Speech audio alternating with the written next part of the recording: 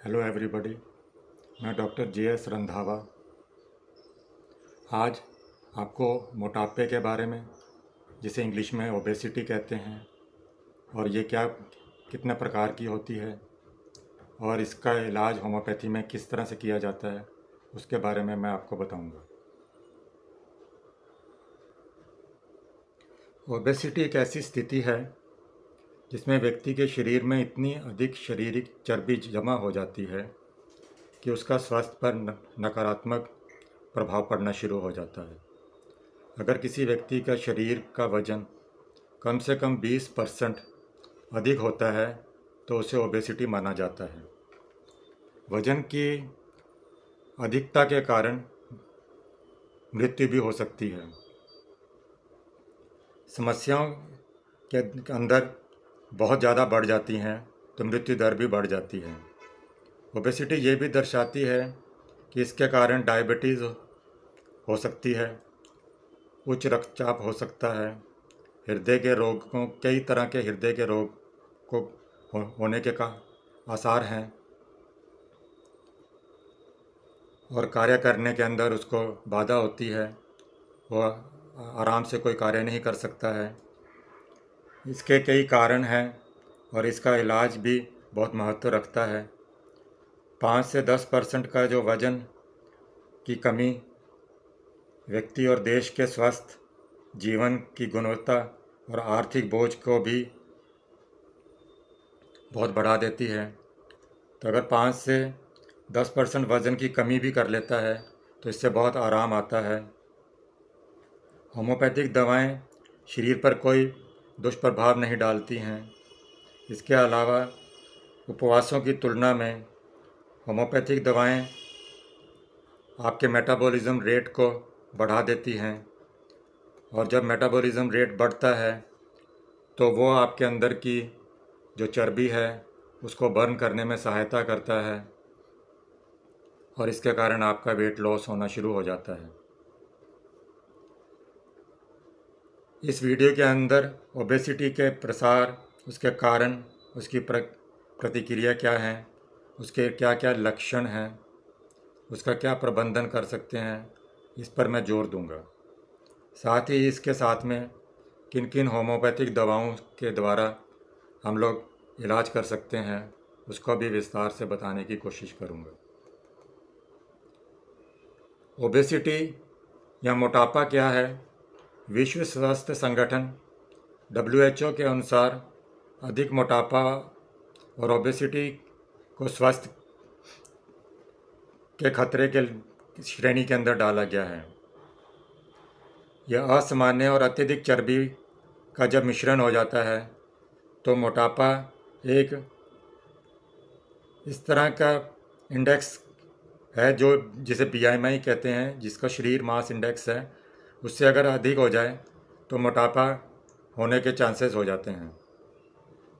हाल ही के अध्ययनों से पता हुआ है कि विश्व के अंदर करीब करीब 2 अरब से अधिक व्यक्ति जो इस टाइम यूथ हैं वो मोटे हैं, और 650 मिलियन ओबेसिटी से प्रभावित हैं। लगभग 2.8 मिलियन मौतें मोटापे के कारण ही होती हैं। भारत भी इनसे पीछे नहीं है। 135 मिलियन से अधिक व्यक्ति मोटापे के हैं जो भारत के अंदर रहते हैं। भारत में मोटापे का प्रसार उम्र, लिंग, भौगोलिक परिवेश, सामाजिक आर्थिक स्थितियों आदि के कारण भी भिन्न भिन्न है।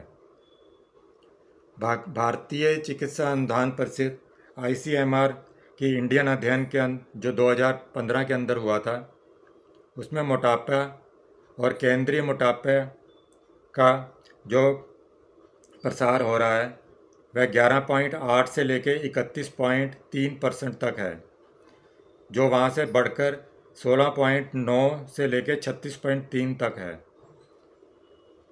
भारत के अंदर जो पेटीय मोटापा है वह हृदय रोग का प्रमुख कारण है, और ये एक बहुत बड़ा जोखिम है। मोटापे के उपचार में कई तरीके हैं। होम्योपैथी रोगों और बीमारियों के इलाज के लिए सौम्य प्रभावित तरीका है। यह समग्र प्रवृत्ति का है, ये होलिस्टिक है, जिसका मतलब है कि उपचार का निर्माण लेने के लिए ये पूरे व्यक्ति के साथ साथ उसके रोग को और किस कारण से हुआ है उसको ध्यान में रखते हुए उपयोग में लिए जाने वाली दवाएं बहुत ही अत्यधिक छोटी खुराक में होती हैं, वह प्राकृतिक होती हैं और इसलिए उनके अंदर कुछ खनिज भी होते हैं, कुछ जानवरों से बनी हुई होती हैं, लेकिन ये नेचुरल होती हैं, तो इसलिए ये हानिकारक नहीं होती हैं।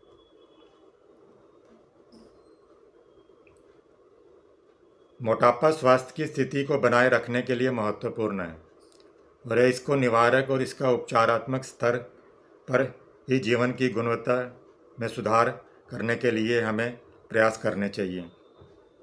यद्यपि ये कुछ ऐसा है कि जो सदियों से ज्ञात है, वास्तविक ये है कि व्यक्ति हर समय खराब खाना खाता है। अधिकांश योजनाएं तत्काल परिणाम का बाद करती हैं। बिना इस पर ध्यान में रखे हुए कोई विशेष विधि उन लोगों के लिए आदर्श है जो इसका उपयोग करेंगे। जो पोषण एक प्रतिक्रिया है जिसके माध्यम से शरीर का भोजन से पोषण तत्वों का उपयोग किया जाता है। एक पोषक तत्व एक पदार्थ है जो आमतौर पर आहार से ही मिलता है और मेटाबॉलिज्म रेट में वो के कारण वो जल्दी पच जाता है। स्वस्थ भोजन व्यक्ति को स्वस्थ की स्थिति बनाए रखने के लिए प्रेरित करता है, जबकि विभिन्न गतिविधियों का अभ्यास करने की अनुमति दें जिसमें वो एक्सरसाइज भी करे। इतिहास इन घटनाओं से भरा हुआ है कि ये लोग बहुत ही आलसी हो जाते हैं। निश्चित आहार को बनाए रखने के लिए या उसे बहाल करने के लिए मनुष्य को हमेशा प्रयास करना चाहिए। एक आहार अभ्यास के पीछे हमेशा ही एक सिद्धांत लेके, एक विश्वास लेके भोजन और उसका शरीर पर किस तरह से असर होता है उस सबको जानकर जब आप अपने भोजन को चयनित करेंगे तो आपको पता लग जाएगा कि किस फूड के अंदर बहुत ज़्यादा कैलोरीज हैं, कौन सा वसा वाला है, जंक फूड्स के अंदर किस किस तरह से हानिकारक पदार्थ मिलाए हुए हैं। एक स्वस्थ और उचित आहार को जब हम रोज़ लेते हैं तो ये बहुत ही उपयुक्त रहता है।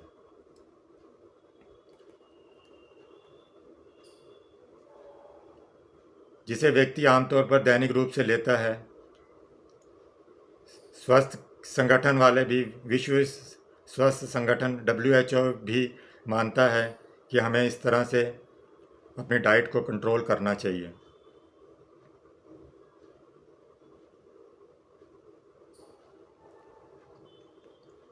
जो हम लोग भोजन लेते हैं उसमें पोषण उपचार भी एक से बहुत महत्वपूर्ण भूमिका निभाता है। वृद्धि, विकास और जीवन की जो कार्य प्रणाली है उसके लिए आवश्यक जो पोषक तत्व हैं वह हमें प्राप्त करने चाहिए। इसे तैयार करने के लिए लोगों में एक भावनात्मक संतुष्टि भी मिलती है और चयन के अनुभव के द्वारा और भोजन की तैयारी उसको उपयोग में करना, इसके साथ उसका स्वाद, रंग, गंध, बनावट आदि भी बहुत अच्छी लगती है। विशिष्ट समय पर सुखद माहौल के अंदर बिना तनाव के और मानवीय एकता की अनुमति भी ये देता है। पोषण उपचार के लघु और माध्यम अवधि के लक्ष्य इस प्रकार परिभाषित किए जाते हैं। रोग विज्ञान संबंधी परिस्थितियों में व्यक्ति की इष्टतम पोषण स्थिति को बनाए रखता है, उत्पन्न होने वाली पोषण संबंधी कमी को वो ठीक करता है, मोटापे या कुपोषित लोगों को एक स्वस्थ वजन सीमा में रखता है और इसे बनाए रखता है। वजन घटाने में ये कारगर होता है। जो प्रभावित अंगों को शरीर शारीरिक विश्राम प्रदान करता है, शरीर को आवश्यक ऊर्जा देता है, अन्य पोषक तत्वों की प्राप्त मात्रा के अंदर पुष्टि करता है, व्यक्तियों को और उसके परिवारों को पोषण संबंधी मार्गदर्शन प्रदान करता है। भोजन बहुत ही आकर्षक हो जाता है। ये सुनिश्चित करना चाहिए कि भोजन एक विशेष स्थान पर परिवार के साथ में या समूह के अंदर करें, हंसते हुए खुशहाल माहौल के अंदर खाना खाएं। सैद्धांतिक रूप से 1 किलोग्राम शरीर के लिए 7000 किलो कैलोरीज की ज़रूरत पड़ती है। इसलिए 7000 किलो कैलोरी की ऊर्जा को अगर हम घटाएं या बर्न करें तो शरीर में से 1 किलो वज़न कम होता है। इसलिए प्रति सप्ताह लगभग आधा किलोग्राम वज़न करने के लिए 3500 किलो कैलोरीज, या जिसे हम अगर प्रतिदिन के हिसाब से माने तो करीब करीब 500 कैलोरीज को अगर हम साप्ताहिक 500 कैलोरीज को अगर हम प्रतिदिन के हिसाब से घटाएं या बर्न करें, या उसे भोजन की में 500 कैलोरीज कम लें, तो ये हमारे शरीर के लिए आदर्श होगा और करीब करीब हमारा वज़न हर सप्ताह के हिसाब से कम होना शुरू हो जाएगा। ऊर्जा उपमय उत्पादों का जो सामान्य या उचित विटामिन्स मिलती हैं, खनिज मिलते हैं, वह भी हमें मिलना शुरू हो जाते हैं। प्रोटीन की जो कुल ऊर्जा आवश्यकता है, जिसे GET कहते हैं, वह 10 से 15% होती है। लिपिड 20 से 25% होना चाहिए। कार्बोहाइड्रेट 50 से 55% होते हैं। दिन में हमें 1 या 2 बार खाना नहीं खाना चाहिए, उसे डिवाइड कर दें, इसे 3 से 5 हिस्सों के अंदर लेना शुरू करें। मोटापे के क्या प्रकार हैं? ये 2 प्रकार से मोस्टली दिखाई देता है। इसके अंदर एक सामान्य मोटापा है, जिसे हम नाशपाती आकार वाला भी कह सकते हैं, और एक पेटीय मोटापा है जो सेब के आकार का होता है। किशोरों के अंदर मोटापा विशेष रूप से उनकी अनियमित आहार के कारण होता है। वो एक्सरसाइज नहीं करते हैं, टीवी के आगे, मोबाइल्स के आगे बैठे रहते हैं और कुछ ना कुछ खाते रहें। किशोरों में ये मोटापा न केवल चिकित्सीय समस्याएं पैदा करता है, बल्कि ये मानसिक समस्याएं भी पैदा करता है। इनके कुछ प्रमुख कारण हैं कि पर्यावरणीय कारण जो है, इसके अंदर जीवन शैली का व्यवहार या निश्चित जीवन शैली अपनाना, अधिक खाना, जो व्यक्ति अधिक वसा या कार्बोहाइड्रेट लेते हैं वह अधिक उनके अंदर कैलोरीज स्टोर होना शुरू हो जाती हैं। जिनका मेटाबॉलिज्म बहुत धीमा है, महिलाओं में पुरुषों से कम मांसपेशियां भी होती हैं। मसल्स इसके अंदर कैलोरीज बर्न करने में बहुत सहायक है। तो इसलिए स्त्री में अगर कम मसल पेशियां हैं, जिसके परिणाम स्वरूप महिलाओं के अंदर पुरुषों की अपेक्षा ज़्यादा वजन पाया जाता है, और इसका कम करने के लिए भी उन्हें ज़्यादा अधिक प्रयास करना पड़ता है। बढ़िया भोजन की आदतें डालें। जिस तरह के आपको परिवार के अंदर जो सदियों से हम लोग भोजन खाते हैं, जिनके आज तक हमें रिजल्ट्स भी मिल रहे हैं, उस तरह का भोजन खाएं। ये बाहर के जो आजकल के फास्ट फूड्स हैं, इन्हें अवॉइड करें।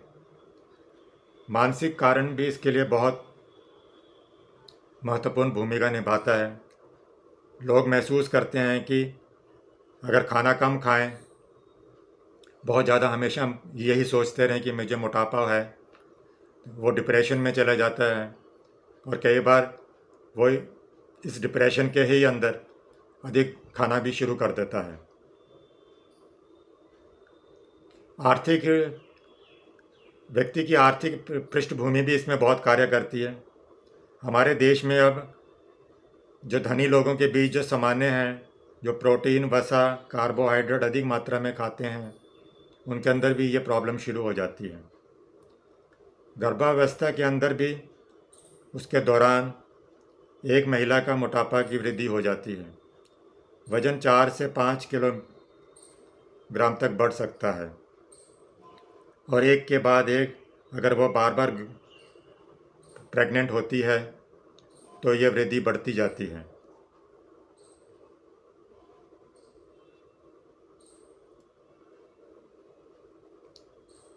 जो लोग कुछ दवाएं भी अगर लेते हैं, या जैसे जिनको हाइपोथायराइडिज्म है, कुशिंग सिंड्रोम है, जिसके अंदर इंसुलिन इंटॉलरेंस है, पीसीओएस है, जन्मजात जिनके विकार हैं, हेरिडिटरी ओबेसिटी है, जिन्हें डायबिटीज़ है, या कुछ प्रकार की वो विशेष दवाएं ले रहे हैं जैसे स्टीरॉइड्स हैं, तो उनके कारण भी मोटापा बढ़ना शुरू हो जाता है।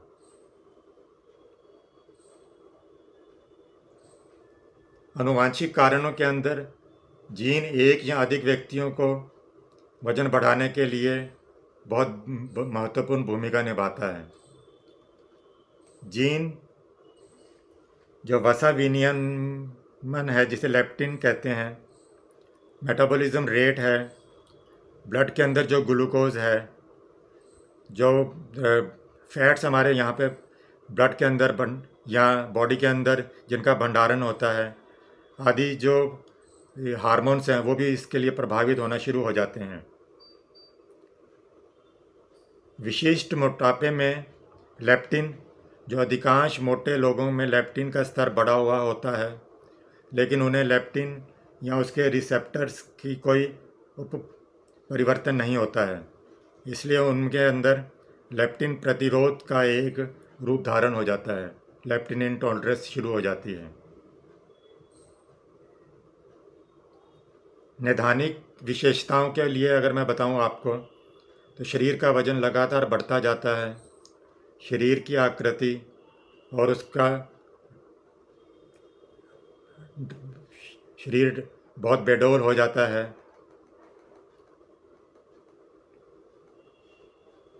शरीर के अंदर वसा सामान्य रूप से या असामान्य रूप से अलग अलग पार्ट्स के अंदर जमा होनी शुरू हो जाती है। पैरों में मोटापा दिखाई दे सकता है, यह कमर में भी फैलता है, पेट में भी मोटापा शुरू हो जाता है। जैसे जैसे हमारा शरीर भारी होता जाता है तो हमारी जो शारीरिक हरकतें हैं वो हमने धीमी होनी शुरू हो जाती हैं, और यही एक सबसे बड़ी या कारण है कि हम कम मेहनत करें तो मोटापा बढ़ना शुरू हो जाता है। उसे कम कुछ मेहनत के अंदर भी सांस लेने में कठिनाई होनी शुरू हो जाती है। जिन स्त्रियों के अंदर मासिक धर्म के विकार चलते हैं उनमें भी मोटापा होना शुरू हो जाता है। जो बैठे रहते हैं, कुर्सी पर बैठकर कार्य करते हैं, ऑफिस में कार्य करते हैं, उनमें भी मोटापा अधिक हो जाता है। कपड़े तंग महसूस होना शुरू हो जाते हैं, उसे बड़े आकार के कपड़े लेने पड़ जाते हैं। मोटापे के लिए नैदानिक मानदंड क्या हैं? शरीर का वजन आदर्श शरीर के वजन से अगर 20% से अधिक हो जाए, पॉन्ड्रल इंडेक्स अगर 121 से घट जाए, कमर की जो माप है वह स्त्रियों के अंदर अगर 35 इंच से ज़्यादा हो जाए और पुरुषों के अंदर 40 इंच से अधिक हो जाए तो इसे मोटापे का रूप माना जाता है।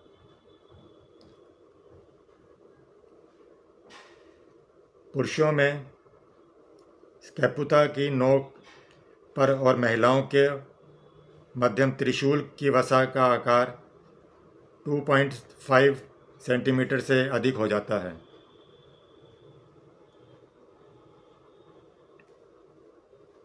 बीएमआई किस तरह से नापते हैं?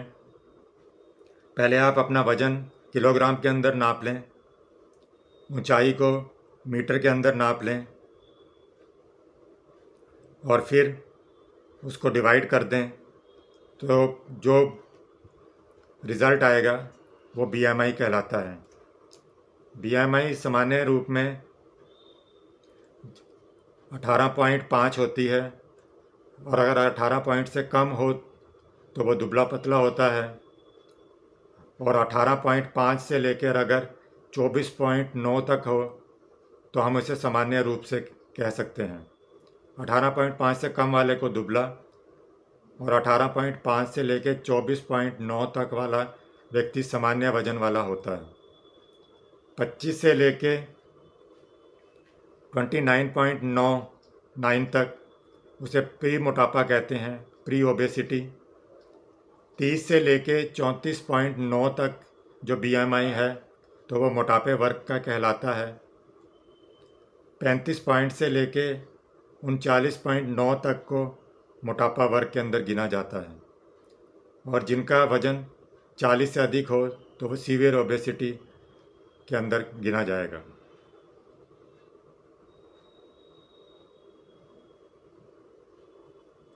मोटापे के लिए किस तरह की जांचें कर सकते हैं? सबसे बहुत बढ़िया तो यही होता है कि हम उसका BMI करें, उसका लिपिड प्रोफाइल कर सकते हैं, तो हमें पता लग जाएगा कि कोलेस्ट्रॉल उसमें कितना है। उसका CBC करा सकते हैं, पूर्ण रक्त की गणना कर सकते हैं।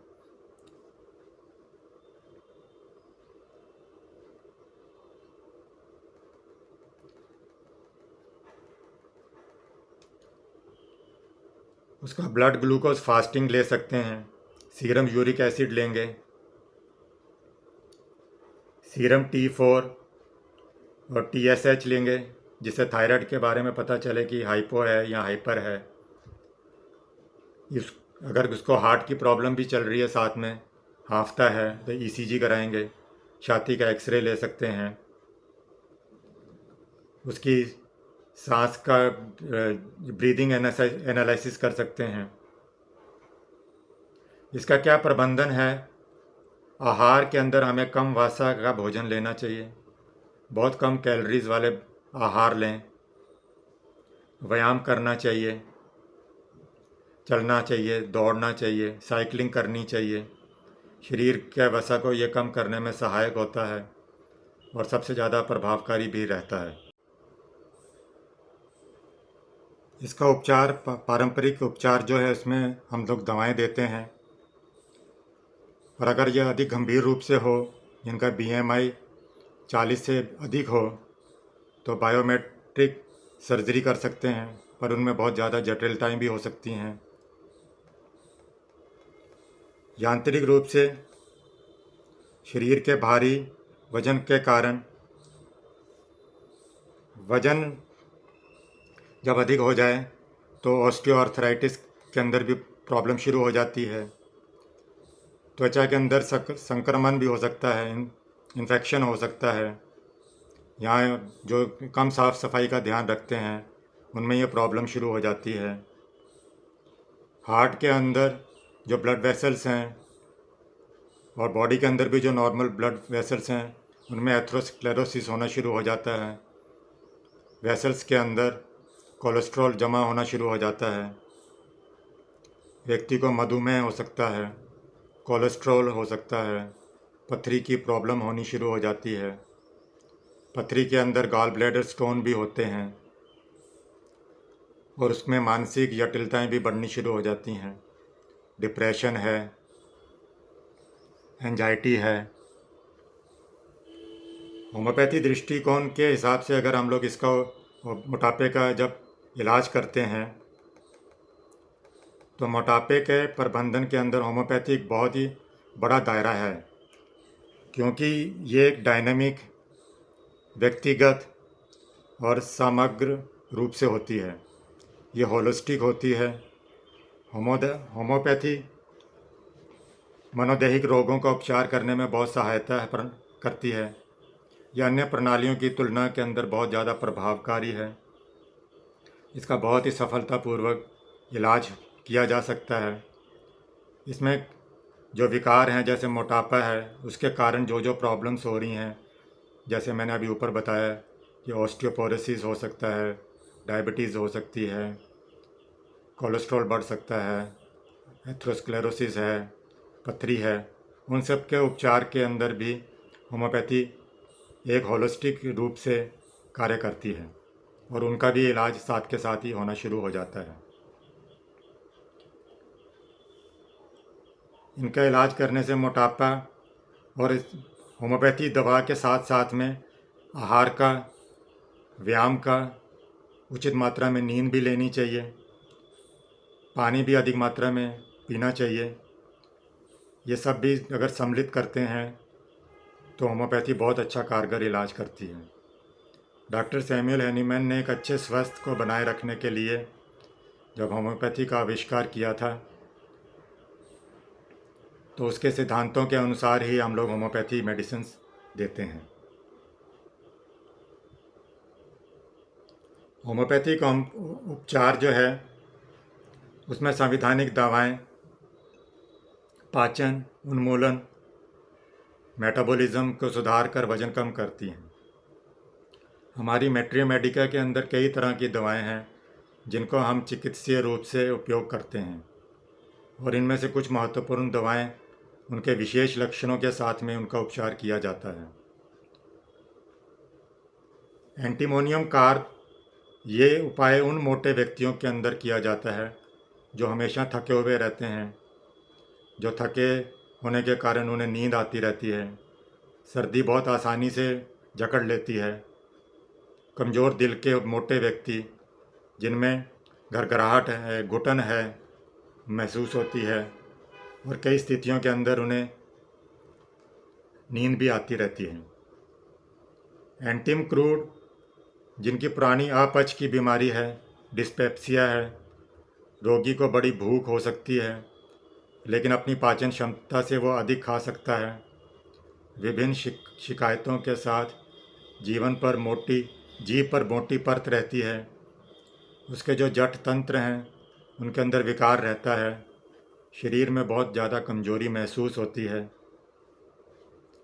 ब्राइटा कार्ब का उपयोग विशेष रूप से मानसिक और शारीरिक रूप से जो पिछड़े हुए व्यक्ति हैं या जो सेक्रोफिलस व्यक्ति हैं, जो बौने बच्चे हैं, जिनका बढ़ने का और विकास की जो प्रतिक्रिया थी बचपन के अंदर नॉर्मल नहीं थी, कम थी, पेट सूजा हुआ रहता है, आसानी से ऐसे बच्चे सर्दी पकड़ लेते हैं, फिर हमेशा ही उनकी सूजी हुई टॉन्सिल्स रहती हैं।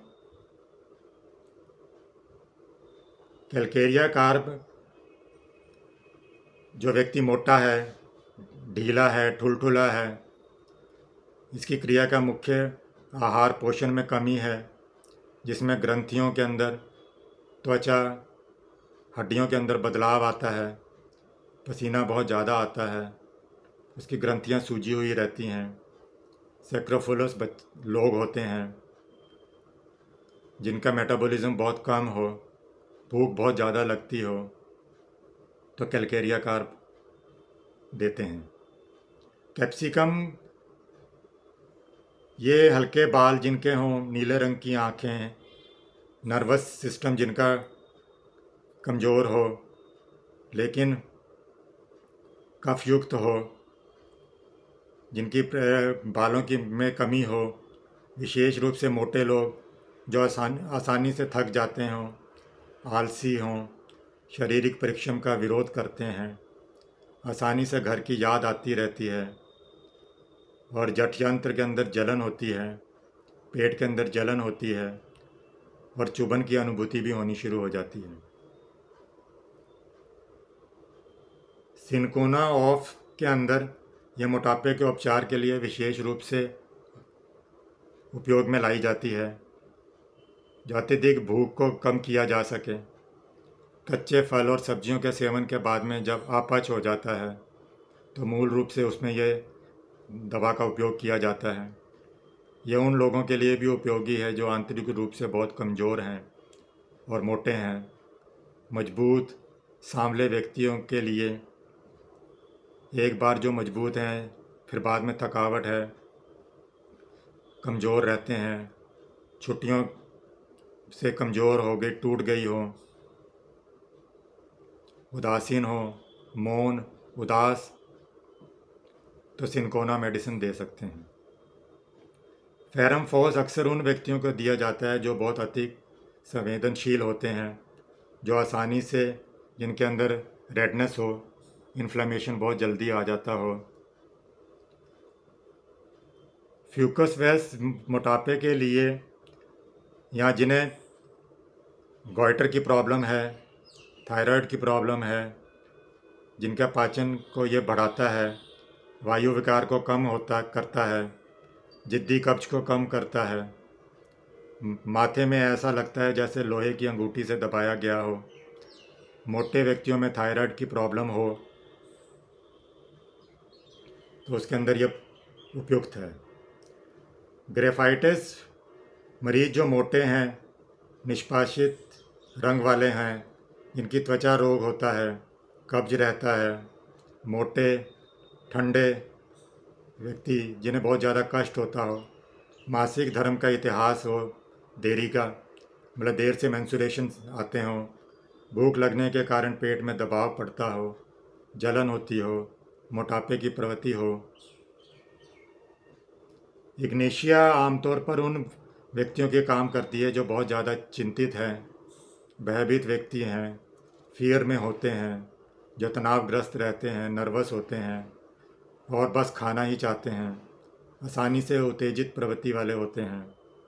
इनके बाल काले होते हैं और त्वचा भी काली होती है, लेकिन ये मधुर स्वभाव के भी होते हैं जब ये नॉर्मल होते हैं, जल्दी समझने वाले होते हैं, तेज़ी से कार्य करने वाले होते हैं।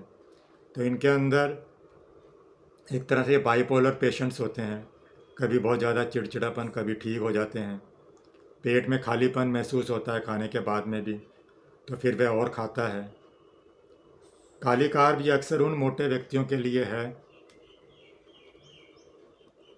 जो बुजुर्ग हैं, वृद्ध लोग हैं, जिनके अंदर ओबेसिटी के साथ साथ में ड्रॉप्सी, ओडिमा की प्रॉब्लम हो, पैरालिसिस की प्रॉब्लम हो, ट्यूबरकुलोसिस हो, हर मौसम परिवर्तन के साथ में संवेदनशील हो, ठंडे मौसम के अंदर उन्हें ज़्यादा सहन नहीं होता हो, इसमें काले बाल, ढीला तंतु, मोटापे की प्रवृत्ति होती है। लाइकोपोडियम मुख्य रूप से जिन्हें लीवर की प्रॉब्लम्स हो, पाचन क्रिया के अंदर ठीक तरह से कार्य नहीं करता हो, जो बहुत ज़्यादा जिन्हें मिठाई की लालसा हो, उसे भी एक दवा कम करती है। जो कार्बोहाइड्रेट मेडिसिन ज़्यादा फूड्स ज़्यादा लेते हैं, पाचन की जिनकी शक्ति कम होती है, शरीर के अंदर शक्ति कम होती है, मटमैले रंग का यूरिक एसिड आता है, बॉडी के अंदर होता है, पेशाब में यूरिक एसिड आ सकता है, जिनके अंदर स्टोन्स की प्रॉब्लम हो सकती है, किडनी स्टोन, रीनल स्टोन जिन्हें कहते हैं, गाल ब्लैडर स्टोन भी हो सकते हैं। हर बदलाव जो सूखे से जब गीले की तरफ आते हैं, जब मौसम चेंज होता है, बरसातों के अंदर पानी के पास उगने वाले पौधे हैं या मछली खाने भी नहीं वो खा पाता, हमेशा गर्म सूखी जगह पे रहना उसे पसंद है। नेट्रम सल्फर जिनका लीवर ख़राब हो तो उसके लिए भी ये बहुत अच्छा कार्य करती है। यहाँ जो लोग बेसमेंट्स के अंदर रहते हों, तय खानों में रहते हैं, नम घरों में रहते हैं, जहाँ बहुत ज़्यादा ह्यूमिडिटी हो, तो वहाँ ये प्रॉब्लम हो तो वहाँ पे ये कार्य करती है नेट्रम सल्फ।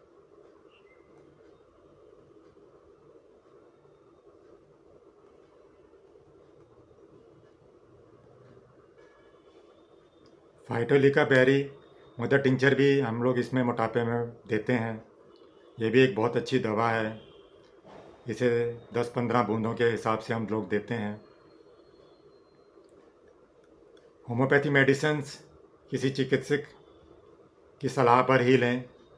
मैंने तो केवल एक नाम मात्र इन मेडिसिन्स के नाम बताए हैं, लेकिन आपके सिम्टम्स के हिसाब से जो भी प्रयुक्त दवा होगी वो आप किसी चिकित्सक के चयन पर ही रहें, क्योंकि इन मेडिसिन्स के कई बार दुष्प्रभाव भी हो सकते हैं।